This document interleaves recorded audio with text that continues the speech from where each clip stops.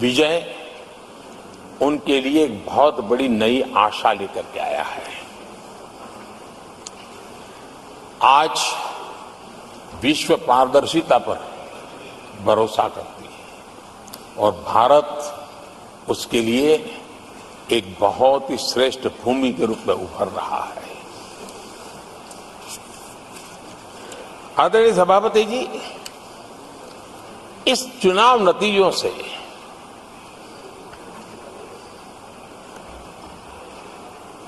जो capital market है उसमें तो उछाल नजर आ ही रहा है, लेकिन दुनिया में भी बहुत बड़ा उमंग और आनंद का माहौल है। मैं अपने व्यक्तिगत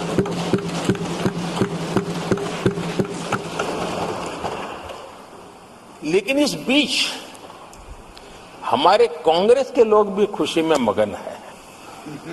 मैं समझ नहीं पाता हूं कि ये खुशी का कारण क्या है, और इस पर कई सवाल है। क्या ये खुशी हार की हैट्रिक पर है? क्या ये खुशी नर्वस 90 के शिकार होने पर है? क्या ये खुशी एक और असफल लॉन्च की है? आदरणीय सभापति जी, मैं देख रहा था ये उत्साह उमंग से खड़गे जी भी बड़े नजर आ रहे थे,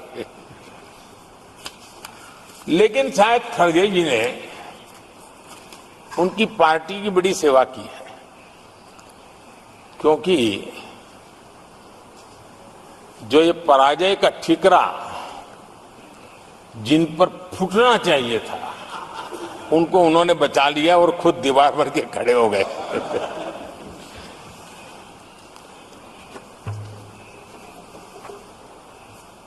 और कांग्रेस का रवैया ऐसा रहा है कि जब जब ऐसी परिस्थिति आती है तो दलित को, पिछड़े को ही ये मार झेलनी पड़ती है और वो परिवार बच निकल जाता है। इसमें भी यही नजर आ रहा है। इन दिनों आपने देखा होगा लोकसभा में स्पीकर के चुनाव का मसला हुआ, उसमें भी पराजय तो तय थी, लेकिन आगे किसको किया? तो एक दलित को बड़ी चलाने के लिए खेल खेला उन्होंने। उनको मालूम था कि वो पराजित होने वाले, लेकिन उन्हीं को आगे किया। राष्ट्रपति उपराष्ट्रपति पद के चुनाव थे तो 2022 में उन्होंने उपराष्ट्रपति पद के लिए सुशील कुमार शिंदे जी को आगे किया, उनको मरवा दिया। दलित मरे उनका कुछ जाता नहीं है। 2017 में हार तय थी तो उन्होंने मीरा कुमार को लगा दिया, पराजय हुआ, उनको पराजय झेलना पड़ा। कांग्रेस की एससी, एसटी, ओबीसी ये विरोधी मानसिकता है, जिसके कारण ये पूर्व राष्ट्रपति श्री रामनाथ कोविंद जी का अपमान करते रहे। इसी मानसिकता के कारण देश की पहली आदिवासी महिला राष्ट्रपति को भी उन्होंने अपमानित करना, विरोध करने में कोई कमी नहीं दी और ऐसे शब्दों का प्रयोग किया जो कोई नहीं कर सकता है। मोदी जी, ये संसद, ये उच्च सदन सार्थक वाद विवाद संवाद और इस मनोमंथन में से अमृत निकाल करके देशवासियों देने के लिए है। ये देश का सबसे बड़ा मंच माना जाएगा। लेकिन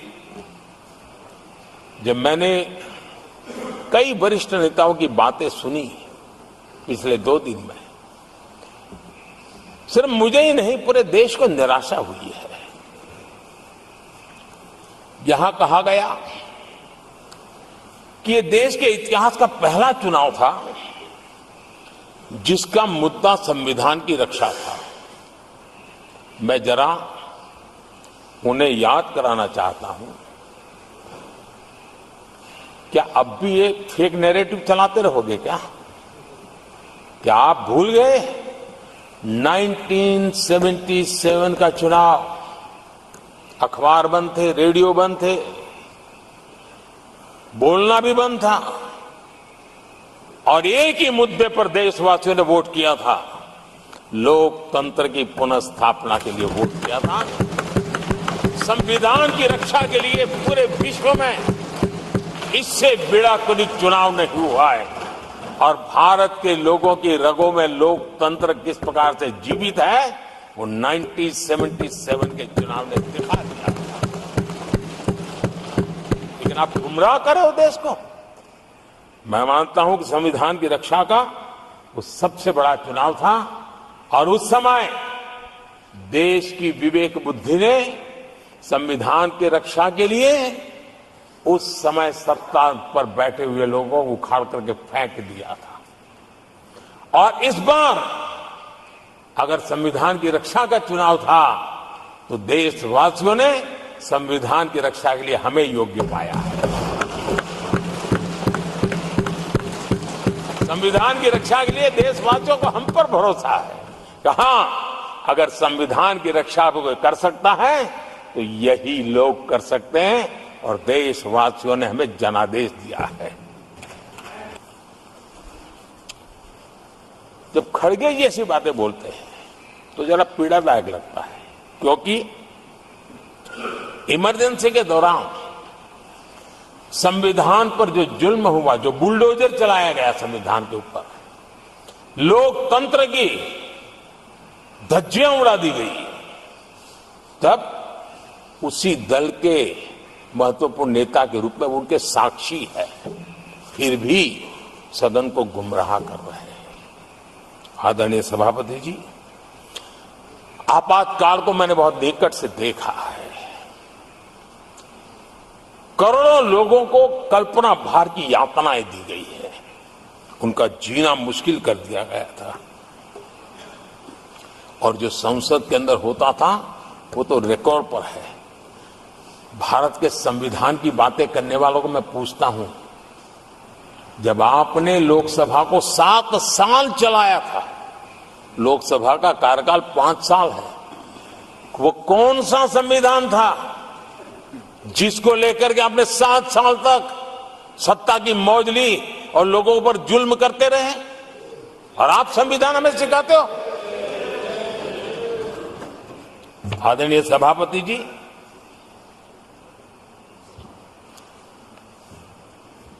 दर्जनों आर्टिकल्स पर, यानी संविधान की आत्मा को छिन्न विच्छिन्न करने का पाप इन्हीं लोगों ने उस कालखंड में किया था।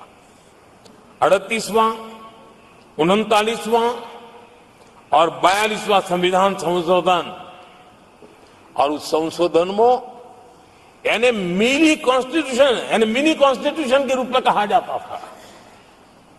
ये सब क्या था? आपके मुंह में संविधान की रक्षा शब्द शोभा नहीं देता है। ये पाप कर करके आप बैठे हुए लोग हो। इमरजेंसी में पिछली सरकार में 10 साल ये कैबिनेट में थे खड़गे जी, क्या हुआ था? प्रधानमंत्री संवैधानिक पद है, प्रधानमंत्री के पद के ऊपर एनएसी बैठ जाना, ये कौन से संविधान में चलाए थे व्यवस्था? किस संविधान में से बनाया था आप लोगों ने?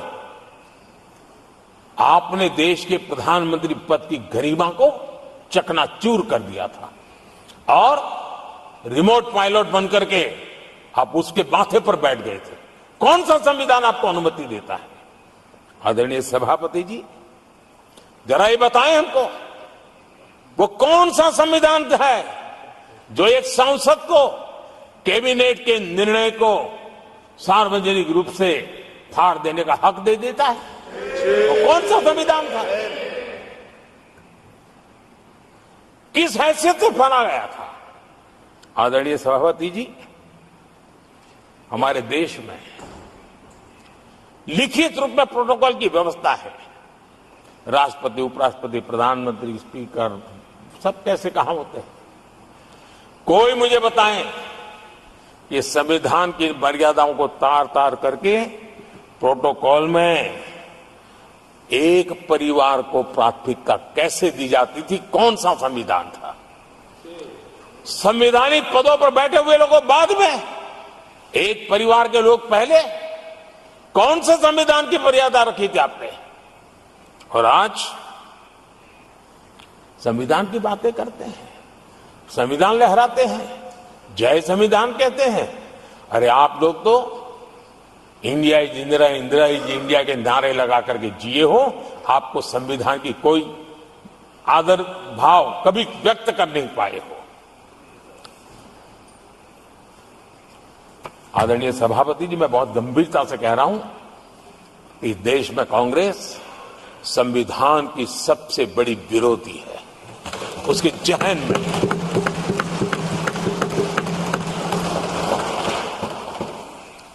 आदरणीय सभापति जी, इस पूरी चर्चा के दरमियान उनको 200-500 साल की बातें करने का तो हक है, लेकिन इमरजेंसी की बात निकले तो वो तो बहुत पुराना हो गया। जो आपके पाप पुराने हो जाते हैं तो खत्म हो जाते हैं क्या? आदरणीय सभापति जी, इस हाउस में कोशिश की गई संविधान की बात करना, लेकिन इमरजेंसी को कभी भी आने नहीं देना, ये चर्चा करने का अनुभव है। लेकिन ये देश, इनके साथ जो लोग बैठे हैं उसमें भी बहुत लोग हैं जो इमरजेंसी के भुक्तभोगी रहे हैं, लेकिन उनकी कुछ मजबूरियां होगी कि आज उनके साथ उन्होंने बैठना पसंद किया है। मतलब अवसरवादिता का ये दूसरा नाम है। संविधान के प्रति समर्पण का भाव होता तो ऐसा नहीं करते। इस सदन में, ये उच्च सदन है, यहां विकास के विजन पर चर्चा होना स्वाभाविक अपेक्षित है, लेकिन भ्रष्टाचार के गंभीर आरोपों से घिरे लोग, ये कांग्रेस वाले भ्रष्टाचारी बचाओ आंदोलन चलाने लग गए हैं बेशर्मी के साथ। जिनको सजाएं मिली है भ्रष्टाचार में, इनके साथ तस्वीरें निकालने में उनको मजा आ रहा है। पहले ये लोग हमको पूछते थे, बातें तो बड़ी करते थे, भ्रष्टाचारियों पर कार्रवाई क्यों नहीं होती है? और जब भ्रष्टाचारी जेल जा रहे हैं तो हंगामा कर रहे हैं। क्या आप लोगों को जेल क्या भेज रहे हो? आदरणीय सभापति जी,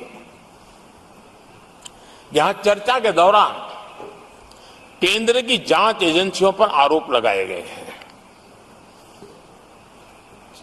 जांच एजेंसियों का ये सरकार दुरुपयोग कर रही है, ऐसा कहा गया है। आदरणीय सभापति जी, अब आप मुझे बताइए, भ्रष्टाचार करे आप, शराब घोटाला करे आप, बच्चों के क्लास के बनाने में घोटाला करे आप, पानी तक में घोटाला करे आप, आपकी शिकायत करे कांग्रेस, आपको कोर्ट में घसीट करके ले जाए कांग्रेस, और अब कार्रवाई हो तो गाली दे मोदी को।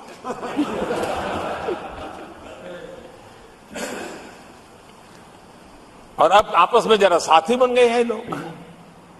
और हिम्मत है तो सदन में खड़े होकर के जवाब मांगो।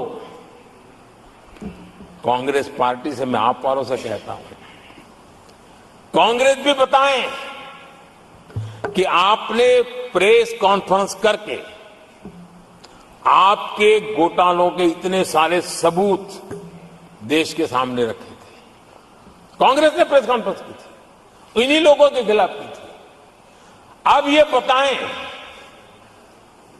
कि ये जो उन्होंने सबूत प्रेस कॉन्फ्रेंस करके सारी फाइलें बताई थी, क्या वो सबूत सच्चे थे या झूठे थे?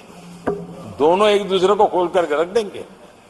आदरणीय सभापति जी, मुझे विश्वास है ऐसी चीजों का जवाब देने की उनके अंदर हिम्मत नहीं है। आदरणीय सभापति जी, ये ऐसे लोग हैं जिनका डबल स्टैंडर्ड है, दोहरा रवैया है। और मैं देश को बार बार ये बात याद दिलाना चाहता हूं, ये कैसा दोगलापन चल रहा है। ये लोग दिल्ली में एक मंच पर बैठ करके जांच एजेंसियों पर आरोप लगाते हैं, भ्रष्टाचारियों को बचाने के लिए रैलियां करते हैं, और केरला में उनके शहजादे, उन्हीं के केरल के एक मुख्यमंत्री जो उनके गठबंधन के साथी हैं, उनको जेल भेजने की अपील करते हैं और भारत सरकार को कहते हैं कि इस मुख्यमंत्री को जेल भेज दो। दिल्ली में ईडी सीबीआई की कार्रवाई उस पर हाय तौबा करते हैं और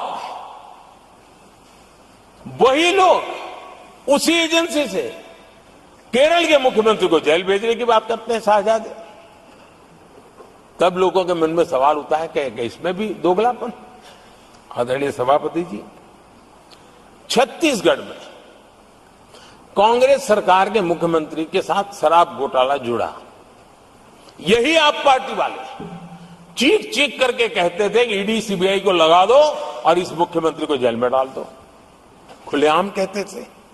और ईडी ये काम करे इसके लिए गुजारिश करते थे। उनको तब ईडी बहुत प्यारा लगता है। आदरणीय सभापति जी,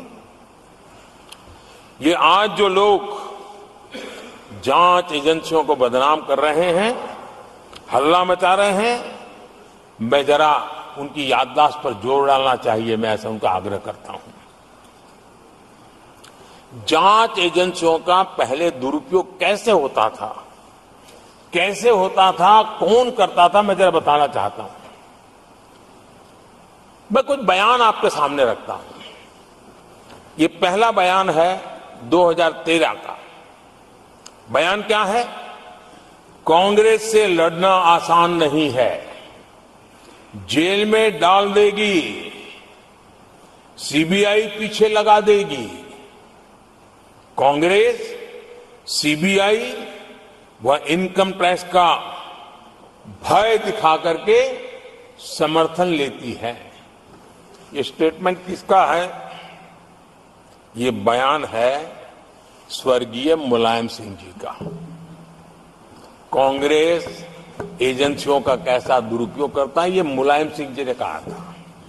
और यहां इस सदन के माननीय सदस्य रामगोपाल जी को मैं जरा पूछना चाहता हूं कि रामगोपाल जी, क्या नेताजी कभी झूठ बोलते थे क्या?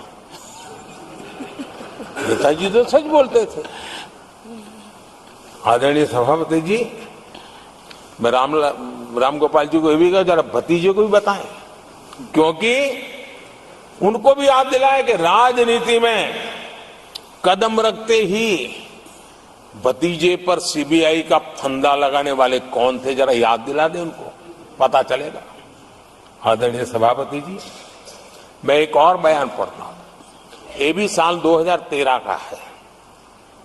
The Congress had used the CBI to strike political bargains with many parties. राजनीतिक फायदा उठाने के लिए सीबीआई का इस्तेमाल किया, कई जगह किया।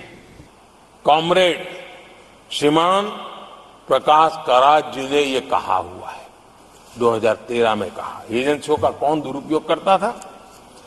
एक और महत्वपूर्ण स्टेटमेंट में पढ़ता हूं और मैं याद दिलाना चाहता हूं। स्टेटमेंट क्या है कि सीबीआई पिंजरे में बंद तोता है जो मालिक की आवाज में बोलता है। ये किसी राजनीतिक व्यक्ति का बयान नहीं है, ये हमारे देश की सुप्रीम कोर्ट ने यूपीए सरकार के समय कहा हुआ बयान है। एजेंसियों का दुरुपयोग कौन करता था, इसके जीते जागते सबूत आज मौजूद हैं। आदरणीय सभापति जी, भ्रष्टाचार के विरुद्ध लड़ाई ये मेरे लिए चुनाव हार जीत का तराजू नहीं है। मैं चुनाव हार जीत के लिए भ्रष्टाचार के लिए खड़ी लड़ाई नहीं लड़ रहा हूं। ये मेरा मिशन है, ये मेरा कन्विक्शन है और मैं मानता हूं कि भ्रष्टाचार एक ऐसी दिमक है जिसने देश को खोखला कर दिया है। इस देश को भ्रष्टाचार से मुक्ति दिलाने के लिए, भ्रष्टाचार के प्रति सामान्य मानवी के मन में नफरत पैदा करने के लिए मैं जी जान से जुटा हुआ हूं और मैं इस पवित्र कार्य मानता हूं। जी, आज जो नॉर्थ ईस्ट को लेकर सवाल उठाते हैं, उन्होंने नॉर्थ ईस्ट को अपने हाल पर छोड़ के रखा था, क्योंकि उनकी जो चुनावी हिसाब किताब होता है, नॉर्थ ईस्ट से इतनी ही लोकसभा की सीटें हैं, क्या उससे राजनीति में फर्क पड़ता है? कभी कोई परवाही नहीं, उसे उनके नसीब पर छोड़ दिया था। हम नॉर्थ ईस्ट को आज देश के विकास का एक सशक्त इंजन बनाने की ओर ताकत से लगे। नॉर्थ ईस्ट पूर्वी एशिया के साथ ट्रेड, टूरिज्म और कल्चरल कनेक्टिविटी उसका गेटवे बन रहा है। और ये जो कहते हैं ना 21वीं सदी भारत की सदी, उसमें ये इनिशिएटिव बहुत बड़ा रोल प्ले करने वाला है, ये हमें स्वीकार करना होगा। आदरणीय सभापति जी, हमने नॉर्थ ईस्ट में गत 5 वर्ष में जो काम किया है, और अगर पुराने कांग्रेस के हिसाब से साथ उसको अगर तुलना कर दी जाए, हमने जितना काम 5 साल में किया है, इतना अगर उनको करना होता ना तो कम से कम 20 साल लग जाते, एक पीढ़ी और चली जाती। हमने इतना तेजी से काम किया है। आज नॉर्थ ईस्ट की कनेक्टिविटी उसके विकास का मूलभूत आधार है, उसको हमने प्राथमिकता दी है। और आज भूतकाल के सारे इंफ्रास्ट्रक्चर से कई गुना आगे हम निकल चुके हैं और हमने उसको करके दिखाया है।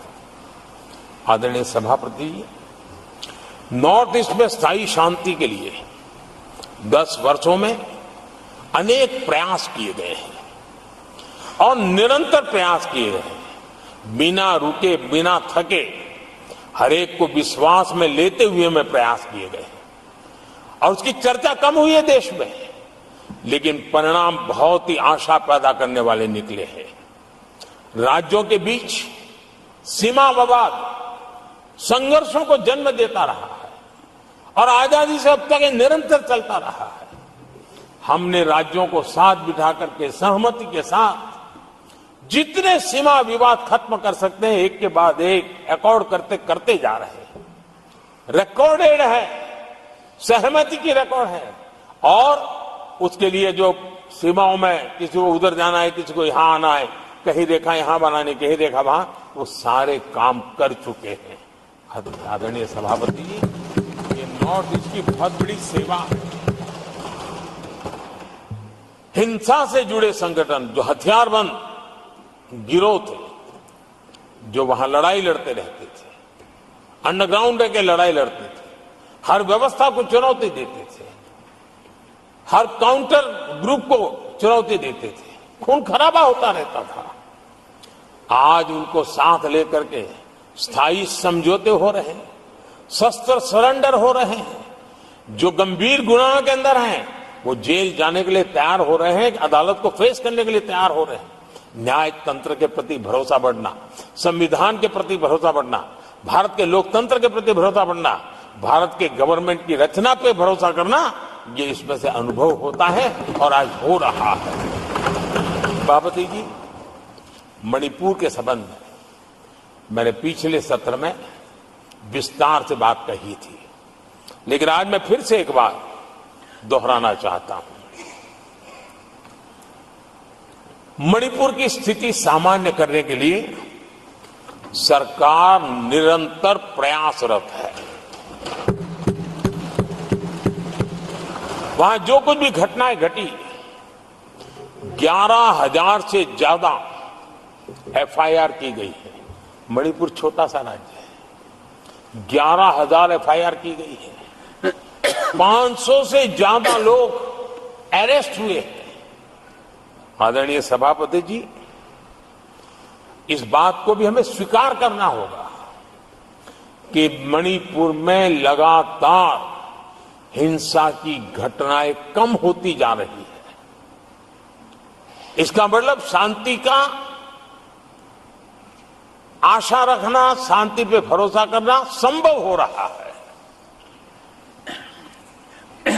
आज मणिपुर के अधिकांश हिस्सों में आम दिनों की तरह स्कूल चल रहे हैं, कॉलेज चल रहे हैं, दफ्तर और दूसरे संस्थान खुले हैं।